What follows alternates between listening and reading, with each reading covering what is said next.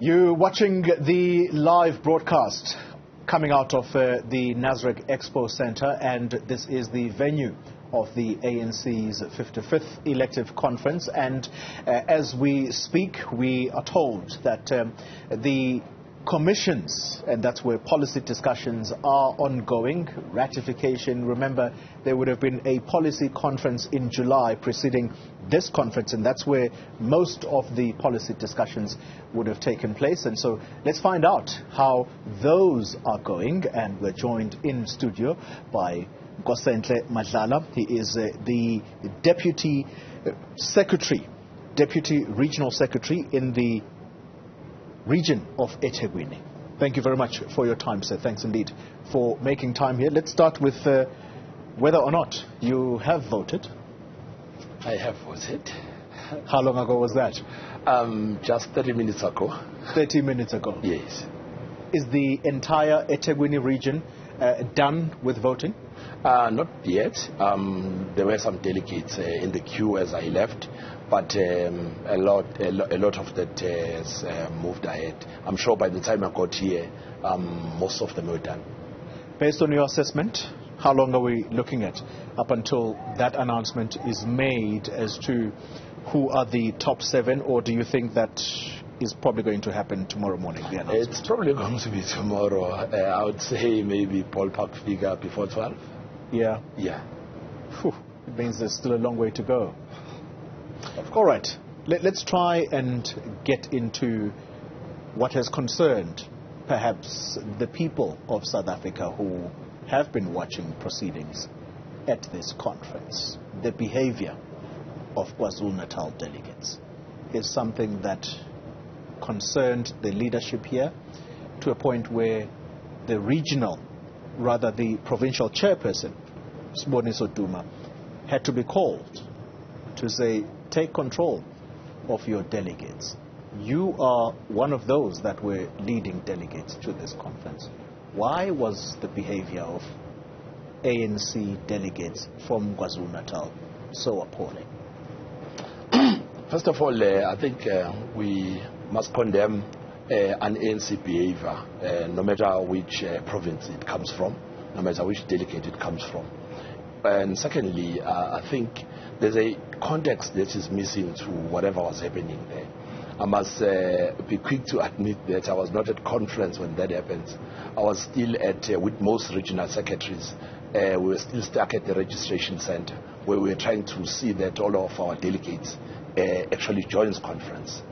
And that's one of the anxieties that delegates had, because they were communicating amongst themselves that the conference is going ahead without you. And there was sort of that kind of sort of anxiety amongst those who were there to discomfort, yeah. Because I think there was a bit of a lack of communication on that regard to say, we are starting the conference, we are allowing the president to address, but it's not going to start with the proceedings that are going to need all delegates. It's unfortunate that a sizable number of delegates actually missed the president's speech, which sets the tone for the conference. Now, there are people who are now at conference who don't know what the president said, save for seeing at the news and with Xoli providing his own opinion about what the president said, but not directly about what the president said. Yeah. Going back to what we've seen, because we had access to television, what we've seen, the disruption during the president's speech. I mean, conferences are... Someone said today at conference, I think it was a representative of one of the countries in Scandinavia. I don't want to make a mistake and say something wrong. He said, you have a peaceful conference. I was there at Polokwane. That does not justify any misbehavior from comrades. But I'm saying I think there's a lot that has improved, and we are still going to improve. One of the sticking points at conference was the fact that we're using the electronic membership system for the first time to actually register delegates. It took more than 2 days for delegates to actually get to conference. Yeah. And those delegates at conference, some of them thought that their provinces are being held back because the bulk of your membership, like KZN is leading one of the biggest delegations, bringing one of the biggest delegations to conference. Yeah. And half of the delegation was outside that conference when the president spoke. I'm not saying that's one of the reasons why that happened, but it could have been one of the cumulative factors that contributed to that sort of anxiety around that. All right. Secondly, I think there's some negotiation that we need to do around preparing people for conference, delegates, but also the leadership. Because as much as we want to and we must condemn the behavior of the delegates, there were some dubious decisions coming from the presidium, especially from the national chairperson. There were times when we felt that the national chairperson might collapse the conference through his decisions, and we were worried because we wanted the conference to sit. Based on what? No, I'm saying some of the decisions. Yeah. Sometimes a comment, while Koli is given a permission to speak, as soon as it starts, then the chairperson will then interject, and then there'll be a discussion, a long discussion about the famous word was, Chairperson, please be patient with us. We've been patient with you for 5 years. Someone said that to the national chairperson. Now, that's I mean, you don't expect that at the national conference of the ANC. Earlier when I came in, you were discussing the issue of political education.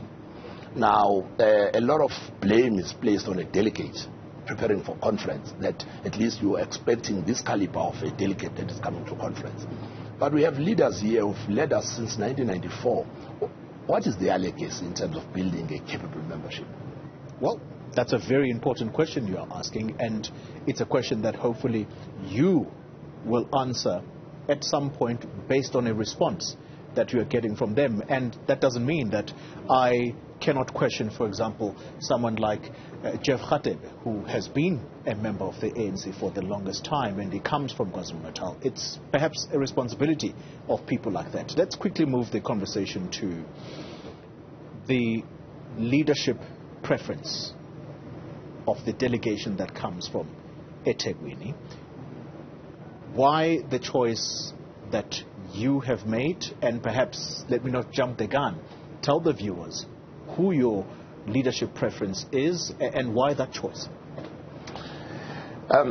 There was a process that led us to this conference, and that process started with the process at branches, where branches were given an opportunity to talk about the kind of leadership that they want, based on the problems that the ANC is going through, the challenges of the times that we are in, and the challenges within the ANC. And then out of that discussion, the name of Dr. Zweli Mkhize emerged, just as the name of President Cyril Ramaphosa emerged in some of the branches, because I must not come here and lie and say President Ramaphosa was not nominated in our province. He was nominated, and therefore, at the end of all the processes, when the branches have gone through the membership and the membership has expressed itself, you then bring all those views together, and then the name of Comrade Zweli Mkhize then emerged ahead of that of both President Ramaphosa and Dr. Nkosenhle Madlala. Just very quickly, before you leave this point, does that mean that the delegation from KwaZulu-Natal, seeing that you have now consolidated this view, are you saying that you don't anticipate a split vote from KwaZulu-Natal, where some will say we're going to go with the preference that is Zweli Mkhize, whereas others perhaps might feel that President Ramaphosa is still the person to lead the party? Well, there's no block vote in the ANC. It's each member that goes to, each delegate that goes to the ballot box, and that member exercises the right. The hope is that that right is based on the mandate that has been received by the branch, from the branch membership, and if there was persuasion at a regional or at a provincial level, that persuasion is also taken on board. But as conferences go, you know that we haven't had 100% adherence to the branch mandate or to the regional or provincial consolidated mandate. Mr. Madlala, I wish we had more time. Unfortunately, we're going to have to leave the conversation here. He is the Deputy Regional Secretary of the eThekwini region, and just hearing his views about the behavior of the leadership, or rather the members of the ANC from KZN. We'll be careful not to say eThekwini, just the collective, perhaps. You've heard what he's had to say as to the explanation, but also importantly, the preferences coming from that side. I'm sure he's not going to be the last of the KZN leaders we're going to be speaking to during this evening. So stay with us. We continue the conversations here at the Nasrec Expo Center.